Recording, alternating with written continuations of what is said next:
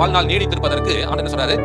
தகப்பனையும் தாயையும் கனம் பண்ணு. இன்னைக்கு பிள்ளைகள் எல்லாம் பாத்தீங்கன்னா பெத்தவங்களை காட்டிலும் நிறைய படிச்சிடறாங்க. அப்பா அம்மாவை பார்க்கல இவங்களுக்கு என்ன இருக்குங்க, இன்னைக்கு உலக பிரகாரமான அறிவு ஜாஸ்தி ஆயிடுச்சு. அதனால என்ன பண்றாங்கன்னு சொல்லி கேட்டீங்கன்னாக்க மதிக்கிறது இல்லை.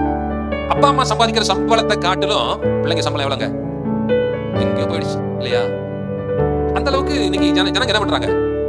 சம்பாதிக்க ஆரம்பிச்சிட்டாங்க. சரி, இந்த காசு பணத்தை பார்த்து அந்த பிள்ளைங்களுக்கு என்ன பண்ண மாட்டேங்குது? ஒன்னும் தலைகால புரிய மாட்டேங்குது.